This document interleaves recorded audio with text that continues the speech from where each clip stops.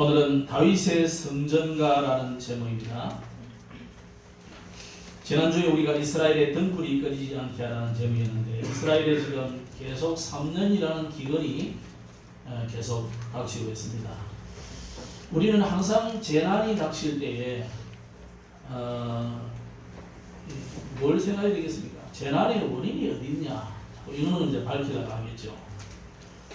이스라엘이 지금 재난이 온 원인은 다윗이 하나님 앞에 기도하니까 하나님이 답을 줬어요. 사울이 죄 없는 기본 사람을 죽인 것이다. 이 기본은 뭡니까? 기본 거민은 원래 이 이스라엘 가나안 땅에 있던 원주민이죠. 이 사람들이 이스라엘이 온다는 소문을 듣고 그 이스라엘은 뭐 다 죽인다고 했기 때문에 이 기본 거민들이 꾀를 썼어요. 아주 멀리서 온 사람처럼 생각해요. 꾸며가지고 이 여호수아 앞에 와가지고 당신들의 소문을 우리가 듣고 우리가 멀리 있는데 이렇게 아예 당신들에게 항복하겠습니다. 그러겠죠. 여호수아가 얼마나 그 말을 듣고 기분이 좋았던지 하나님께 물어보지도 않고 주변에 그 조사도 안 해보고 덜컥 평화 조약을 맺은 겁니다. 근데 알고 보니까 말하자면 죄 넘어 사는 사람이다. 표가 안 넘어가고 있는데 이 사람들이 깨를 쓰고 아예 그냥 항복 평화 조약을 맺은 거예요. 그러면서 우리 당신들이 뭐 어찌 해도 좋으니까 종로 삼든지 뭘 해도 좋으니까 살려만 달라고 해요. 대신에 혹시 우리를 괴롭히는 사람이 있으면 당신들이 보호를 해달라. 근데 아니나 다를까 지금 이 기본 거민들이 항복했다는 소문을 듣고 남은 나머지 사람들이 이 여부수족 쓰이거든요. 이 사람들이 아주 이 기본 거민을 죽이겠다고 연합군을 형성해가지고 전쟁이 일어났죠. 그래가지고는 이스라엘을 치는데 그때 일어난 기적이 뭡니까? 해와 달이 멈추는 일들이 일어났습니다. 오늘 저와 여러분이 이 재난을 해결하는 방법이 뭐겠습니까? 다윗은 그 재난 앞에 하나님 앞에 기도하기 시작했어요. 그랬더니 하나님이 분명히 답을 줬고요. 그 일로 인해서 지금 이 사울의 가문의 후손 7명을 죽이게 된다. 우리가 처단할 수 있도록 허락해 달라. 그래가지고 그럼 7명을 되겠다. 그렇게 해서 7명을 끄집어내가지고 처단하는 장면이었습니다. 자, 그런데 그 이후에 또 전쟁이 일어났는데 다윗이 이 전쟁에 지금 나간 거죠. 나이 많은 다윗이 전쟁하러 나갔더니 다윗이 뭐 옛날하고 다르게 지금 밀리는 거죠. 힘이 부족해서 밀리고 그걸 이제 부하들이 이제 도와주기로 해서 다윗이 전쟁을 안 하게 됐는데 그때 아비새 같은 다윗이 한 말입니다. 이제 당신은 우리의 이스라엘의 등불이니까 전쟁에 나가지 말고 편히 좀 쉬십시오. 그게 제목이었습니다. 이스라엘의 등불. 다윗을 이스라엘의 등불이라고 부른 것은 물론 다윗의 그 부하들의 충성스러운 말이지만은 굉장히 의미 있는 말이에요. 이스라엘의 등불은 원래 누구를 말하는 거냐면 예수 그리스도가 오실 것을 말하는 것입니다. 그럼 이 다윗의 가문을 통해서 오신다는 거죠. 그래서 다윗도 이스라엘의 등불이라고 그랬고 그 아들 솔로몬도 등불이라고 그랬어요. 그러면서 이 등불을 받은 교회가 바로 세상을 비추는 등불이다. 오늘 여러분이 바로 세상을 비추는 등불이라는 것을 잊지 말아야 됩니다. 왜 그렇습니까? 참 빛이신 그리스도가 여러분 속에 있기 때문에. 그렇다면 지난주 여기서 우리는 기도의 응답의 비밀을 찾아야 됩니다. 모든 재난, 모든 문제는 반드시 답이 있다는 거죠. 그래서 우리는 답을 찾아도 복음 안에서 답을 찾아야 돼요. 그죠? 그리고 오늘 기본 거민이 나왔는데 기본 거민은 왜 하나님이 살려두겠습니까? 다 죽이라 해놓고 라합도 살려줬잖아요. 왜? 복음을 알아듣는 사람이니까. 기본 금인도 왜 살려줬습니까? 이 복음의 소문을 듣고 이들이 오면은 다 죽인다고 했기 때문에 사는 방법이 뭐냐? 복음 하나 들으면 살게 되는 거예요. 그죠? 예수 안에 들어오면 다 살게 돼 있어요. 방주 안에 들어오면 다 살게 돼 있어요. 원래 가나안 땅의 백성들을 다 죽이란 말은 죽이란 말이 아니고 뭡니까? 복음을 듣고 살아나라는 말이거든요. 복음을 안 들으니까 죽이는 거잖아요. 지금도 여러분의 가문 이 지역 사람들이 복음을 듣기만 하면 다 살게 돼 있어요. 하나님은 저주를 주는 분이 아니고 화를 주는 분이 아니고 복음을 주신 것입니다. 복음을 듣고 살아란 말이잖아요. 이 거민들은 그 하나님의 음성을 실제로 듣고 이 사람들이 야 우리가 살아야 되구나 살게 됐단 말이에요. 이 기본 거민은 500년 전에 그 언약을 기억하면서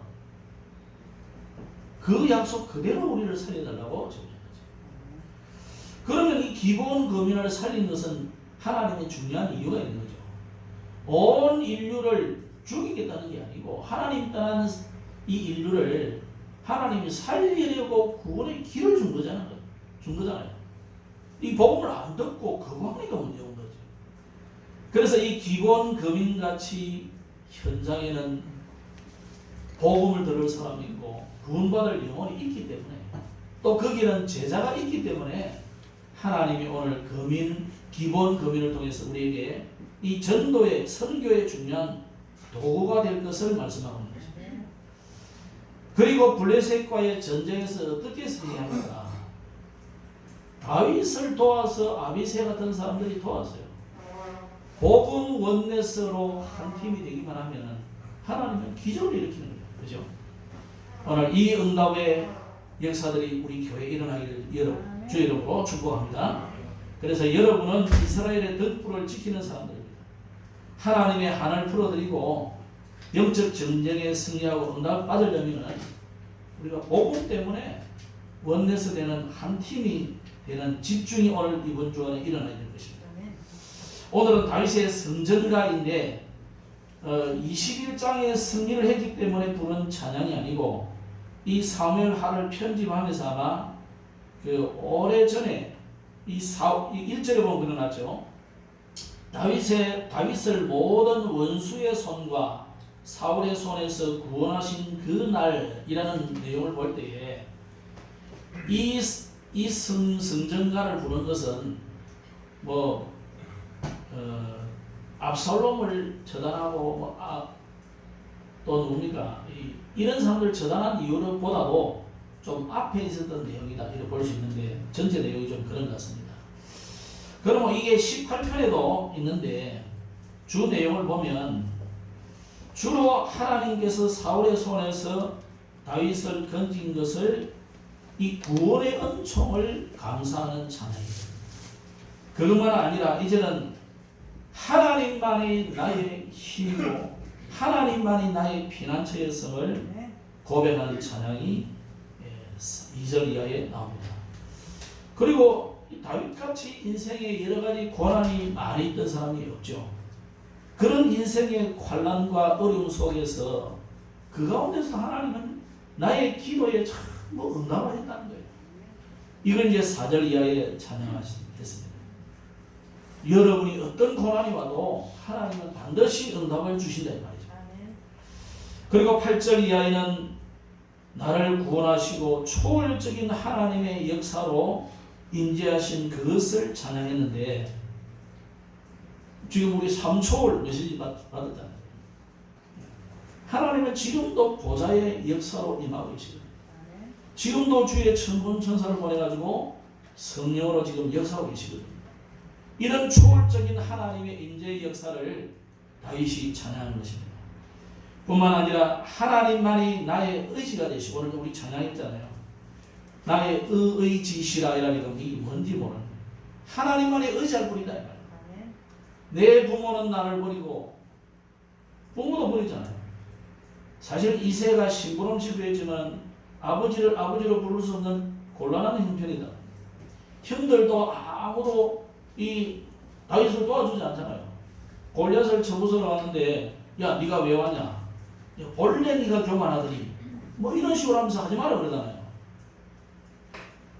나중에 사울 왕이 골리앗 이후에 장인이 됐는데 장인도 다윗을 죽이려고 사울을 죽이려고 쫓아다니는 판국이잖아요.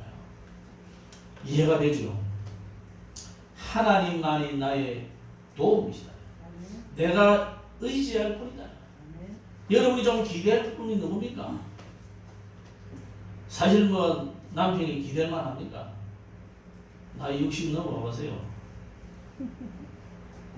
간혹 보면 제 나이 된 정도 되는 사람이 따로 자는 사람이 많아. 왜 따로 자는가 했더니 아예 뭐 그러친다 이거. 그런 사람이 있더라고요. 보세요. 나이 60만 되면 그러친다고 같이 자지도 않는다니까. 뭐가 어지가 돼. 혼자서 아파가지고 배 아파가지고 병원 뒹굴어도 모른다니까. 밖에서 거실에 자면서. 인생은 의지할 존재가 안 돼요. 젊을 때 다 그렇지. 나이 슬슬 들면 다 도망간다니까. 젊은이들은 나이 들었다고 냄새 난다고 또 가버리고. 늘 한때 좋아서 젊어서 그래 하지. 나이 들면 그래 안 한다니까. 그러니까 보세요. 진짜 여러분이 의지할 자가 누구냐? 여러분을 진짜 인도하시고 여러분을 기쁨으로 구원하시는 분이 누구냐 이 말이에요. 오직 여호와 하나님만이 나의 도움이시다. 그러면서 다윗은 21절 이하에 하나님은 공의를 따라서 상을 주셨고 보상하시는 하나님이다. 다윗이 사실은 실수한 게 많습니다. 죄도 많이 지었어요. 그런데 하나님은 다윗을 아신다. 그 자범죄 때문에가 아니라 하나님이 그 근원적으로 다윗의 모든 원죄와 자범죄와 조상의 죄를 끝내버렸기 때문에 그 자체를 믿는 다윗의 그 실수를 하나님이 벌도 하시지만은 그 나중을 위해서 다 보응을 받게 해요. 하는데 하나님은 다윗의 이 모든 것을 묻지 않으신다. 여러분이 다음에 천국에 다 문 앞에 섰을 때 여러분의 죄를 하나님이 묻지 않으신다. 또 우리가 다시 하나님 앞에 보좌 앞에 서서 재판을 받을 때 그때 여러분은 뭐예요? 여러분의 죄가 없다는 거예요. 아무리 찾으려고 해도 여러분 죄가 없다는 거예요. 여러분을 정죄하려는 사단, 이 땅에 육신적으로 치면 검사 아닙니까? 아무리 여러분의 허물을 뒤적이 봐도 없는 거야. 없어. 왜? 하나님이 기억 안 한다고 했으니까. 하나님이 기억도 안 하는데 여러분 마귀 어떻게 기억을 하겠어요? 그 머리 나쁜 사단이. 사단은 직계에 지가 넘어가거든요. 하나님이 기억도 않겠다고 해요. 하나님이 지워버렸어요. 모든 죄를. 이 사실을 다윗이 그대로 믿고 찬양한 거예요. 21절에. 공의를 따라 상 주시고 여러분의 공의가 아니고 그리스도의 공의로 여러분의 의가 아닌 그리스도의 의로 그것을 우리가 믿음으로 우리에게 상을 주시고 보상하신 하나님. 31절 이하에는 그래서 하나님의 말씀과 여호와는 방패고 반석이고 보호하시는 요새다. 저 유럽 같은 나라 보세요. 저 산위에 바로 위에 거기다 성을 지어놨잖아요. 우리나라도 뭐 남한산성 또 우리 기장에 업선도 있잖아요. 기장업선 요거 뭐 해가지고 그래도 옛날에 이 동굴이 조그마한 산이 있습니다. 원래는 산성 올라가야 되잖아요. 그 산성 여호와는 산성이다. 옛날에는 주로 가서 칭칭칭하고 활 쏘고 이런 때니까 그런 얘기예요. 아무리 활을 쏘고 아무리 돌을 던져도 죽일 수 없는 여호와는 우리의 산성이다. 그걸 찬양합니다.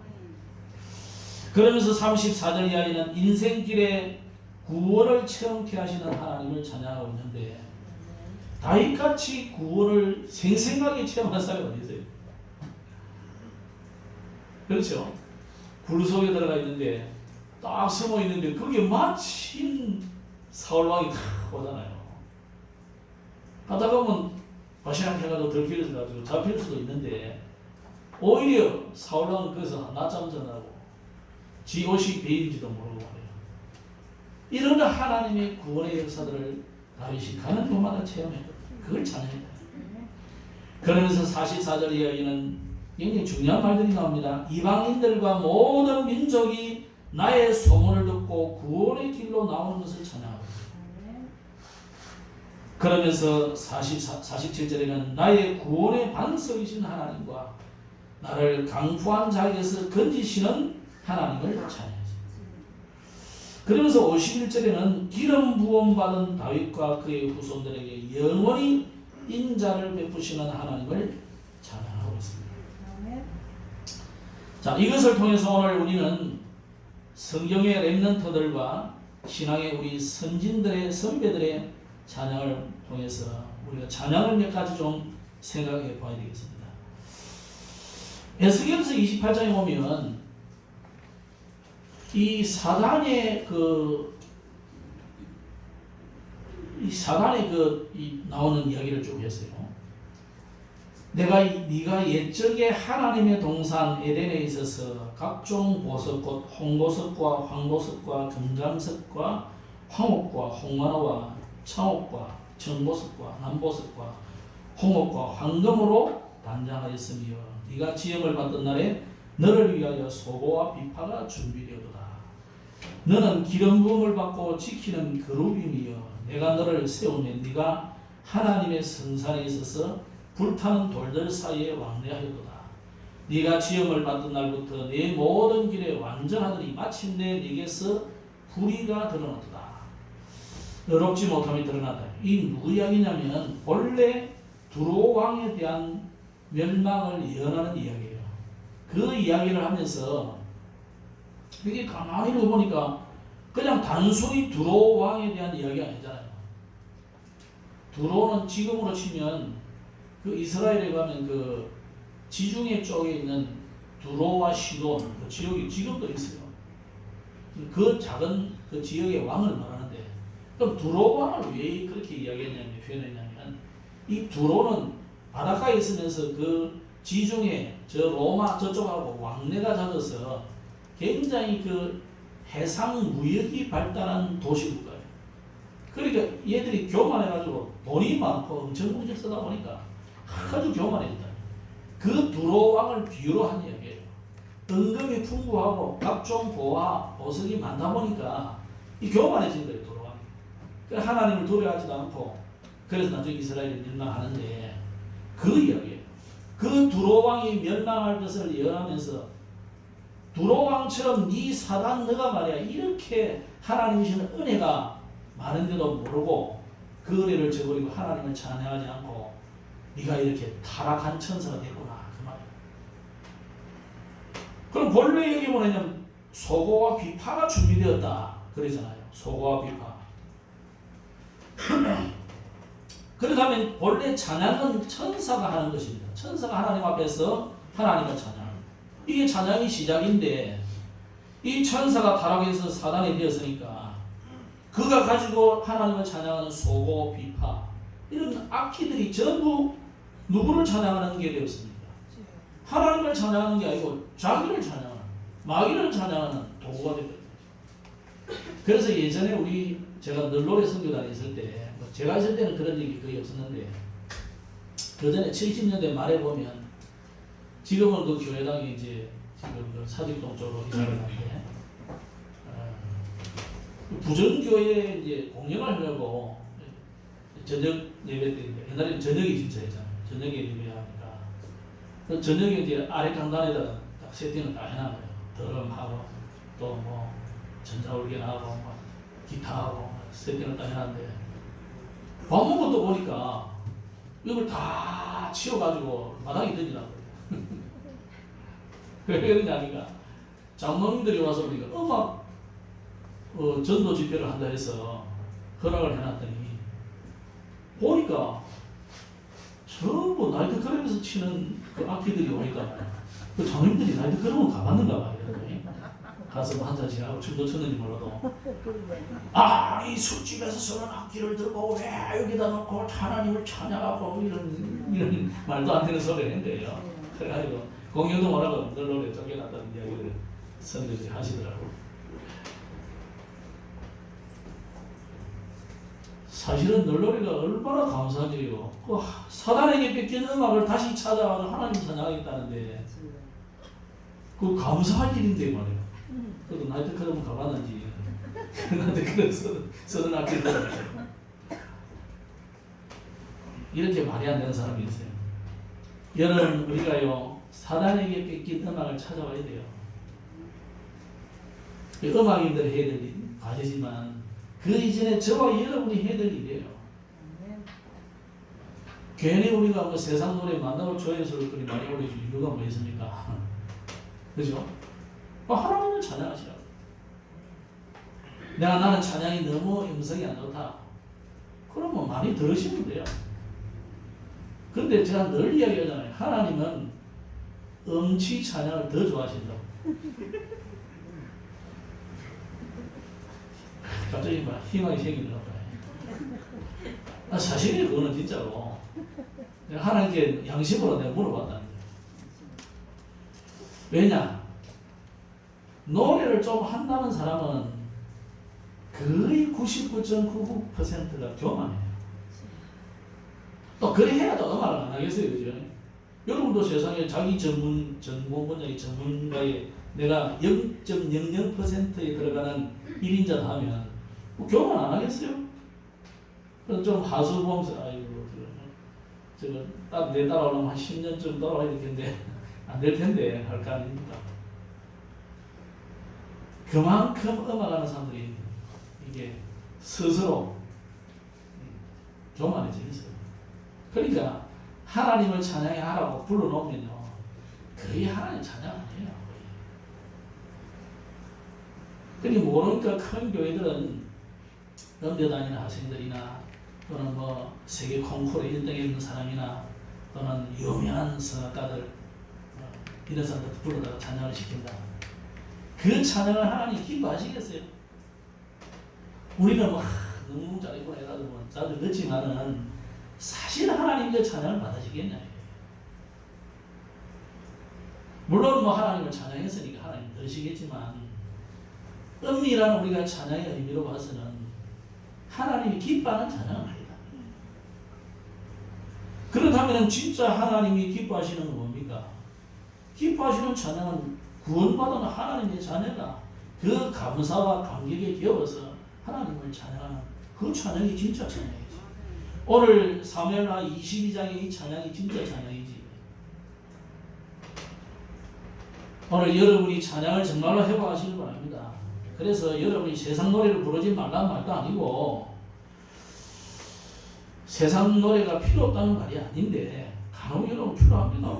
우울할 때 들어보고 얼마나 힘이 되고 특히 가요 이런 거 들어보면 여러분 인생 삶이 다 그 녹아 있잖아요.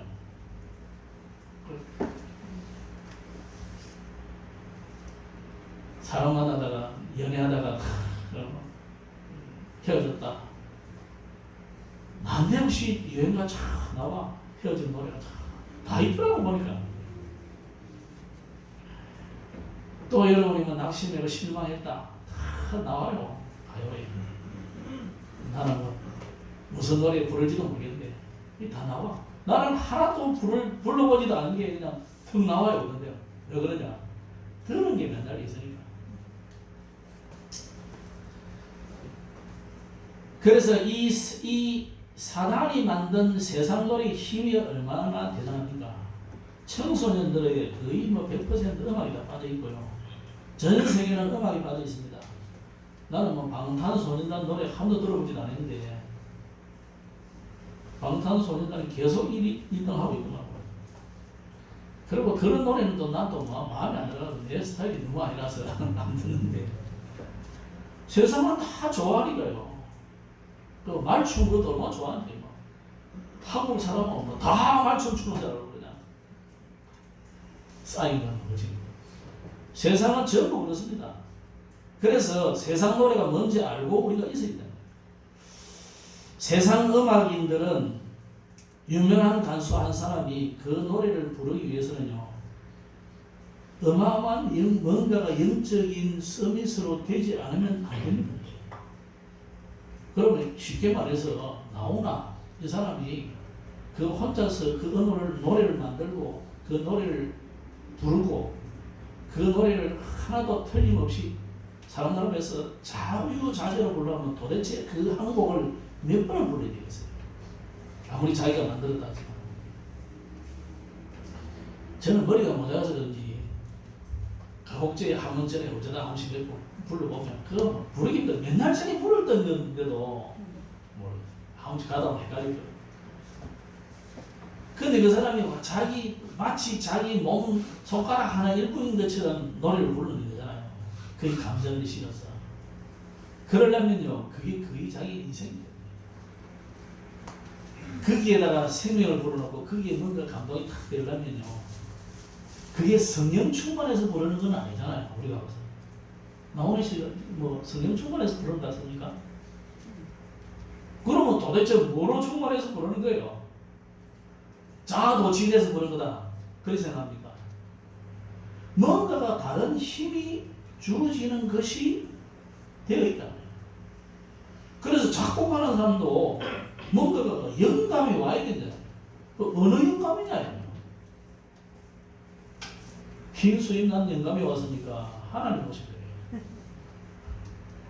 내가 볼 때는 틀림없이 흰 수염 난 영감이 흰 도포를 입고 틀림없이 왔을 거예요. 그 영감이라니까요. 그러니까 더 진짜 영감 생활을 말하면 돼요. 하나님이 주시는 성령의 영감이 아니다. 기독교 계통의 사람들도 그 영감이 진짜 그게 성령에 충만한 영감이겠냐. 그래서 여러분 우리가 찬양할 때 정말 우리가 가사가 중요한 것이고 또 가사가 없는 노래라면 누가 작곡을 했느냐가 어마어마하게 중요해요. 그래서 그것을 여러분이 그냥 한번 노래방에서 한번 부르는 거 하고 뭐 그럴 자리가 있어서 한번 불렀다 그거 하고 너무 자유자재로 여러분이 잘 부린다는 것은 틀림없이 모르는 거예요.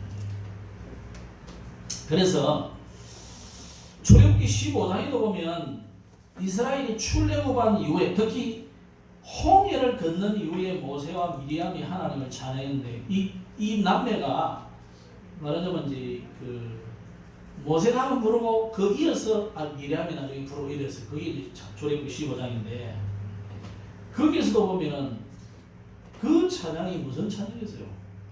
진실한 찬양이잖아요. 여러분이 만약에 어마어마한 죽음에서 건짐을 받아가지고 하나님 감사합니다 그거 하고 그냥 예배하러 가지고 하나님 감사합니다 이거 하고 가짜라는 말은 아니지만 그 의미는 어마어마하게 다른 거예요. 깊이 그런 찬양을 하나님 앞에 드리라. 이 선배들 우리 선배들의 찬양이 그런 찬양이에요. 에베소서의 5장 19절에 보면 시와 찬송과 신령한 노래들로 서로 하다 보면 너희의 마음으로 주께 노래하며 찬송하며 그렇게 바울이 찬양에 대한 이야기를 표현했는데 이 찬양에 대한 이야기를 할 때는 특히 에베소는 바울이 어떤 일이 일어난 현장입니까? 두란노 서원이 있는 현장이잖아요. 그 전후 사건을 보면 바울이 복음 전하다가 감옥에 갔잖아요. 감옥에 두드려 맞고 감옥에 가가지고 거기에서 하나님을 찬양하는데 그 감옥에 옥터가 움직이고 모든 착고에 묶여있는 것이 풀어져 버린다.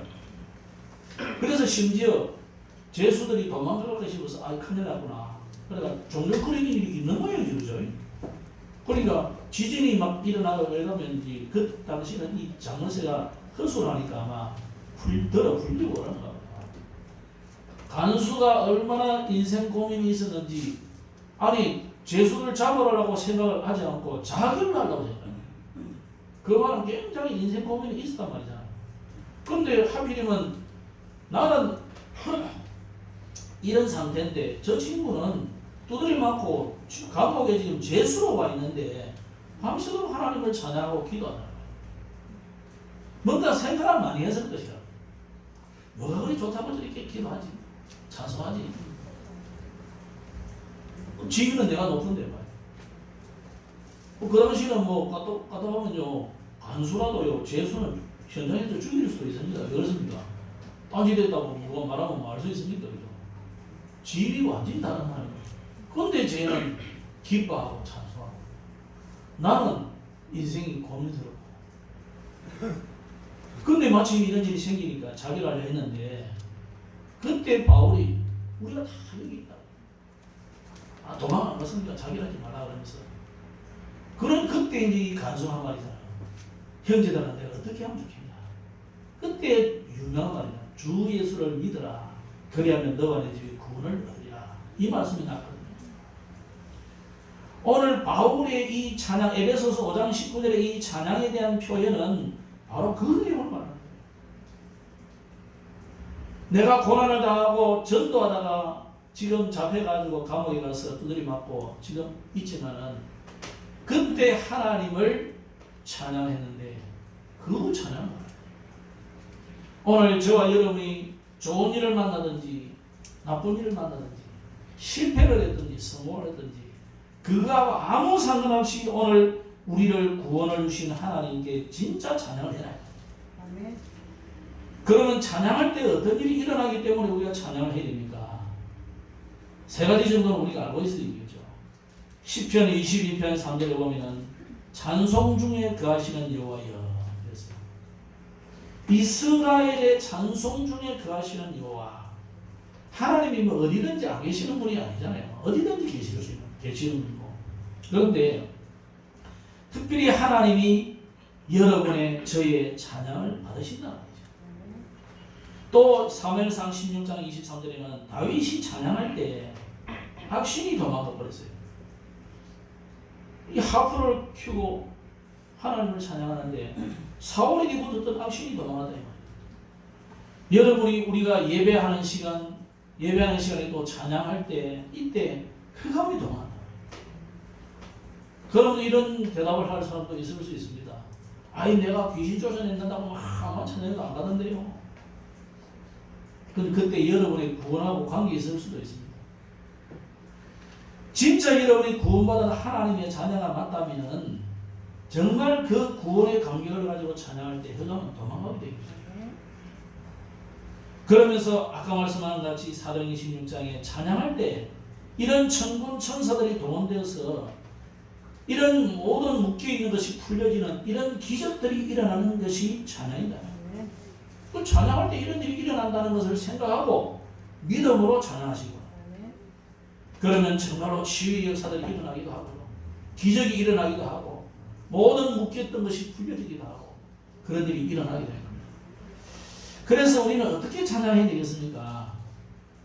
오늘 우리가 강단의 말씀을 생각하면서 여러분이 시간을 정해서 기도할 때 그때 찬양을 많이 하시고 그래서 이 시편 42편에 보면 8절에 낮에는 여호와께서 그의 인자하심을 베푸시고 밤에는 그의 찬송이 내게 있어 생명의 하나님께 기도하리로다. 이 다윗은 낮 밤으로 기도했습니다. 또 아침에도 하나님께 찬양하고 기도했습니다. 그래서 여러분이 하나님 앞에 시간을 정하고 정식기도하는 그 시간에 찬양을 하시고 그러면서 혼자서 우리가 정식 예배할 때도 찬양하시고 특히 우리가 크로스비의 이 찬양 같은 경우는 굉장하거든요. 크로스비 같은 상황이 우리에게는 사실 없죠. 그 의사의 실수로 눈이 매일 돼버리잖아요. 어릴 때부터. 그 얼마나 암울하고 그렇습니까? 보통 그 정도 되면 사람들이 주로 자살해버리거나 인생을 행으로 사는데 이 크로스비와 이 어머니와 할머니가요 신앙교육을 했죠. 그래가지고 믿음이 단단하게 세워지는 이 크로스비를 통해서 수많은 찬송들이 만들어지고 그것이 우리에게까지 불려지고 이 찬송으로 인해서 대통령이 하지 못하는 그런 일들이 이 찬양을 통해서 일어나는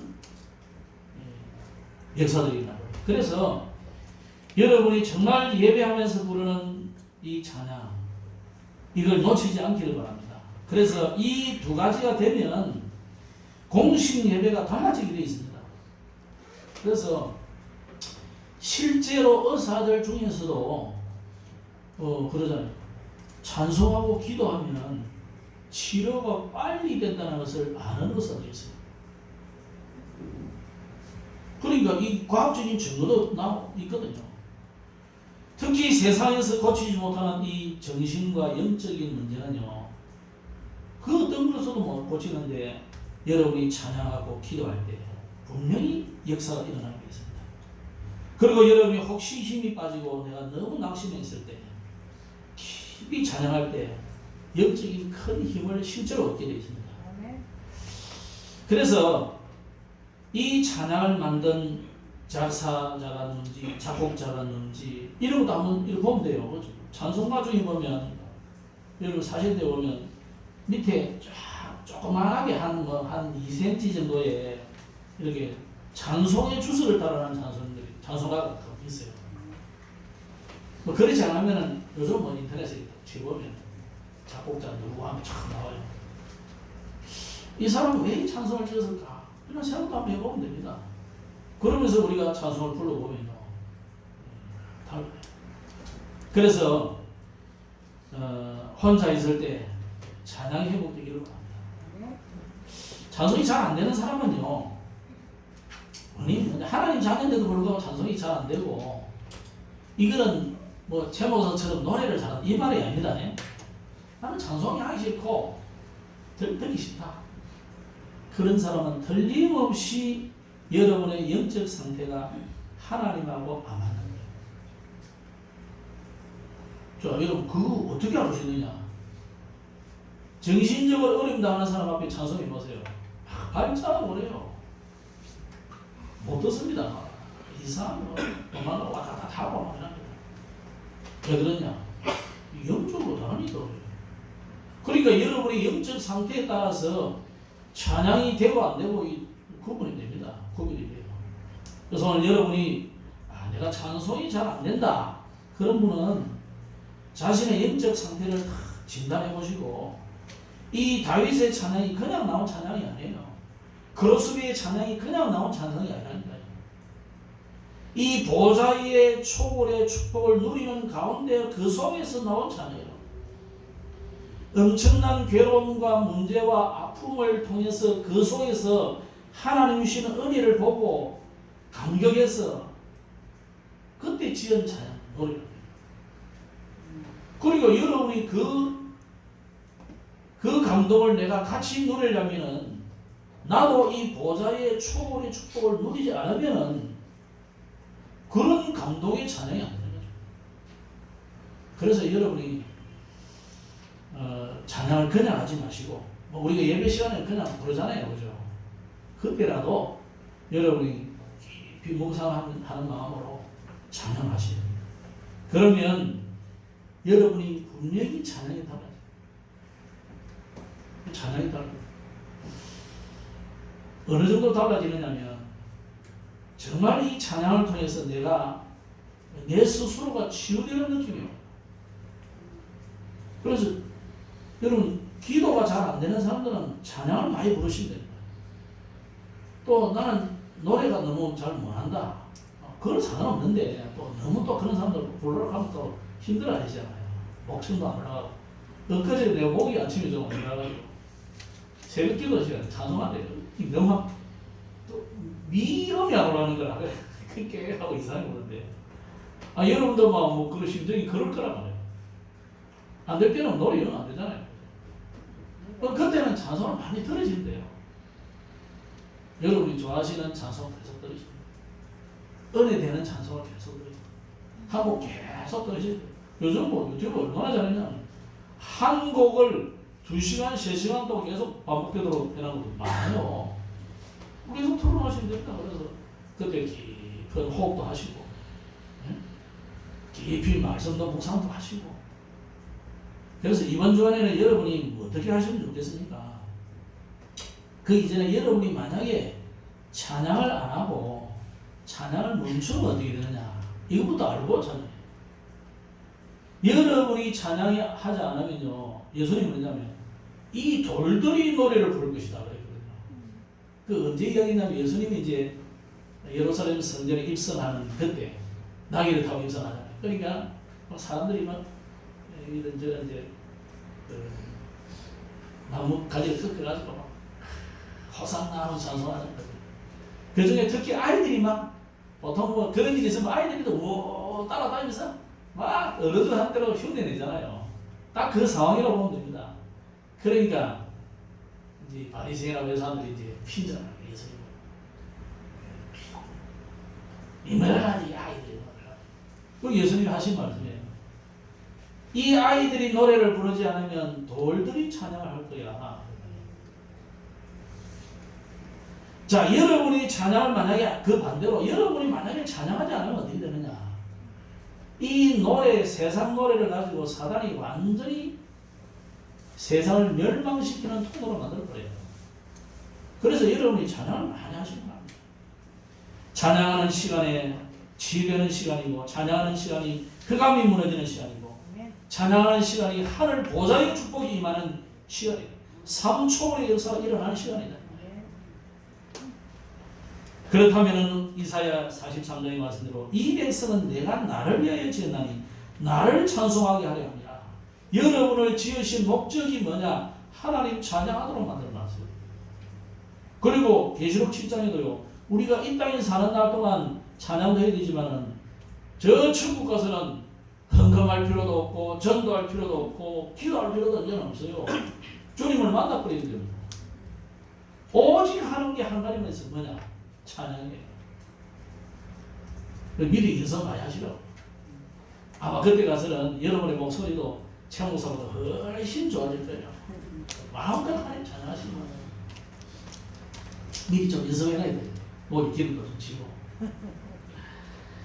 시편 69편에는 이런 말씀 해놨습니다. 내가 노래로 하나님의 이름을 찬송하며 감사함으로 하나님을 위대하시다 하리니 이것이 소 곧 뿔과 굽이 있는 황소를 드림보다 여호와를 더욱 기쁘시게 함이 될 것이다. 소값이 한 마리 얼마 정도 하죠? 1,000만 원 합니까? 여러분이 1,000만 원 오늘 혹시 1,000만 원 헌금하시는 분 있습니까? 손 들어보이소. 없죠? 간혹 있었는데 1,000만 원 헌금을 소 한 마리 몰고 와요. 우리는 사실 예가로 올라가면 구약식으로 하면요 양 한 마리 메고 가야 되잖아요. 네, 그러고 가야 돼. 양 한 마리 얼마 해야 되죠? 양은 잘 모르겠다. 염소는 얼마 정도 합니까? 네? 30만 원 해요. 오, 전문가네. 개값하고 비슷하다 그죠? 30만 원 헌금해야 된다니까. 나올 때마다. 좀 비쌉니까? 그 마음으로 찬양해라. 근데 하나님은 찬양은 뭐라느냐? 여러분이 어떻게 황소 한 마리, 황소는 비싸지 싶은데 1,000만 원 더 지금 1,000만 원에 칩시다. 1,000만 원을 드리는 헌금보다 찬양하는 걸 하나님 듣게 받아요. 그럼 여러분 1,000만 원 헌금하는 거는 어려워도 찬송하는 거는 쉬워요, 어려워요? 쉽습니다. 권사님 쉽죠? 그러니까 권사님 얼마나 갈국수 빌어가지고 1,000만 원 헌금하겠어요. 그건 어렵다니까. 근데 하나님을 찬양하는 건 얼마나 쉬워요. 한 번 찬양하면 1,000만 원이에요. 1,000만 원. 요즘에 찬양해고 하신 거예요. 여러분 찬양 안 하면 사단이 노래 싹 뺏어가지고 계속 여러분 입에서 세상 노래 나오고 이상 불평 나오고 원망하고 그런다니까. 사단이 통보될 거예요. 찬양하시라. 찬양 안 하면 여러분 입에서 세상 말 나오고 욕 나오고 막 저기 뭐 장로인지 집사인지 목사인지 나 어떤 데는 목사들도 뭐 입 나오는 거 막 아이씨 같이 안 되고 싶어. 같이 안 간다는 거예요. 그러면 여보고 목사들이 한 번씩 그래요. 우리 다락방 목사들 나실인이야. 그래 맞다. 내 어릴 때부터 나는 나실인 줄 알아. 난 진짜 내가 나실인처럼 살아야 되는 줄 알았다. 그리는 못할지라도 우리가 찬양을 뺏기면 되겠어요. 그래. 이번 주간에 추석이잖아요. 이번 주간에 여러분이 진짜 하나님 앞에 뭘 해보야 되겠습니까? 사단의 더러운 그 내피린 문화 따라가지 말고 사단의 전략에 속지 말고 이번 주간에 진짜 가정 특별 기도를 하시고 이왕 추석이니까 가정 예배 할 거 아닙니까? 가정 예배 설교는 뭐 하면 되느냐? 오늘 이거 하면 돼. 그냥 읽으시면 돼요. 이런 거로 설교할 필요도 없고 읽으시고 그래가지고 여러분이 찬양하시고 개인이 또 하나님 찬양하시고 그렇게 해서 이번 주간에는 정말 찬양 회복하기를 주의 이름으로 축복합니다.